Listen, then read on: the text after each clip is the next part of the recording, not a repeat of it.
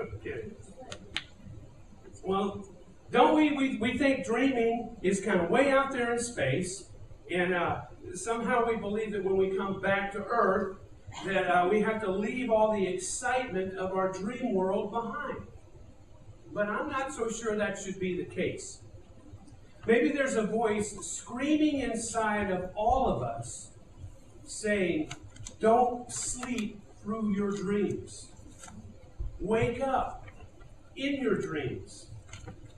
We can choose to settle for less, leaving dreams to the sleepy, unrealistic, fantasizing side of boredom, or we can remember this. We were born to live an adventure, a great adventure. And we have a divine destiny.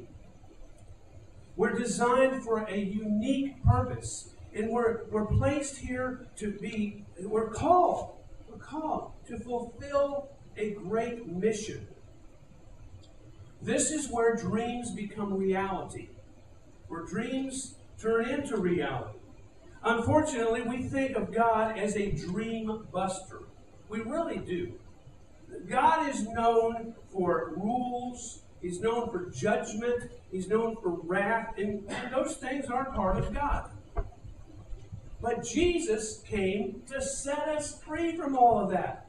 Did you hear that verse Christine read? If the Son has set you free, you're free. We're not to be bound up by all those judgments and rules and regulations anymore. We're free. And we're free to live this unimaginable adventure through Jesus. And it begins the moment we follow him. Jesus describes himself as a door, a gate, a portal. In other words, he is an escape hatch for this mundane life and helping us to move into the life we've always begged for. Excitement, adventure, wonder. Well, that's a little bit of the Jonathan factor. That's what we're calling this series, the Jonathan factor, because it's a story about this guy named Jonathan and what he does in a particular time and place that just turns out to be amazing. Samuel, did I say Samuel? I meant to say Jonathan. Jonathan. It's in the book of Samuel. Jonathan is King Saul's son, and he's with the army and King Saul and everybody, and they're getting ready to attack the Philistines. And it's actually in the middle of the night. And Jonathan wakes up, and he wakes up his armor bearer and says, hey, come on, let's go over there to those Philistines, and basically, let's go pick a fight. And he says the most interesting thing. He said, maybe God will be with us.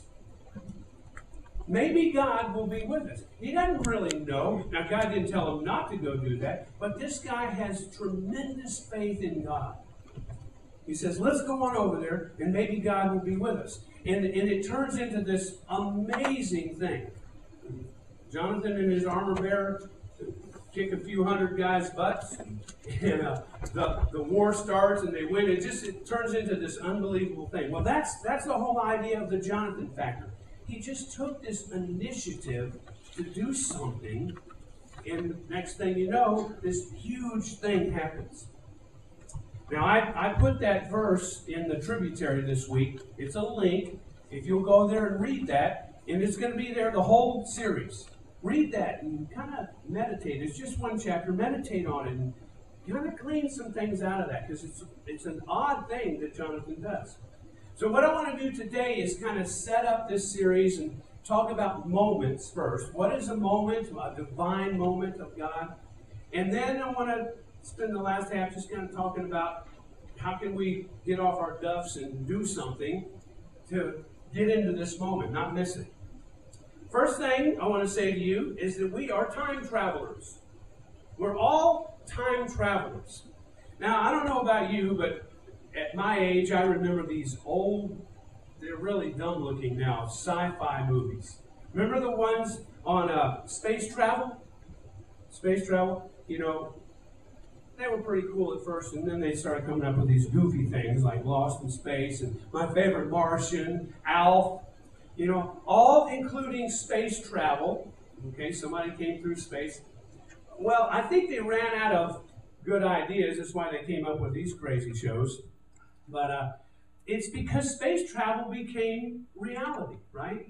So now if you see a movie including space, it's got to have romance and all kinds of cool special effects because been there, done that. We've been to space, right? Well, what about the movies about the time machines? Remember H.G. Wells? Too many young people in here. You don't remember these things, right? All the time travel. So space, yeah, we've done that, but that time travel seems to elude us still. Except for one thing. We are all time travelers. We all move from moment to moment. In fact, we were designed, maybe not for space, we may not survive out there, but we were designed to move through moments as natural as we breathe.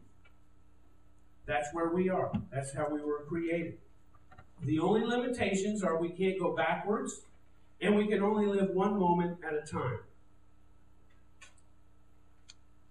I believe that what is the saddest thing about all of us is we miss so many moments.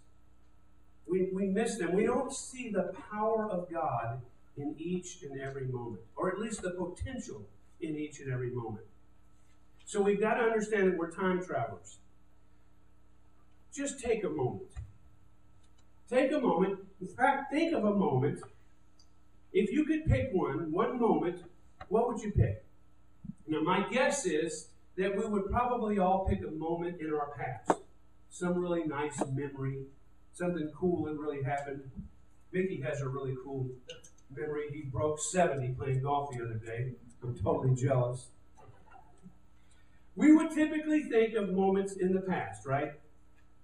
But what if you knew something in front of you was a moment that would change your life forever? What if you knew that? What if it was rich with potential? What if you knew that the moment in your future was one where God would meet you? It was a divine moment, and nothing would be the same after that. We can't read the future, but what if? Moments are as numerous as the stars, and some of them will prove to be your most significant moments. In fact, a handful of them will be defining moments for you. So remember this, however mundane a moment may appear, the miraculous may be waiting to be unwrapped in that moment. You rarely know up front the eternal significance of any moment. The moment to seize now is the moment in front of you. And what you do with that moment affects every moment to come. And it continues to move forward like that, minute by minute, hour by hour. The essence of the words moment and motion are the same. The essence of those two words, the same. Our ability to see life the way it really is has actually been corrupted by the camera.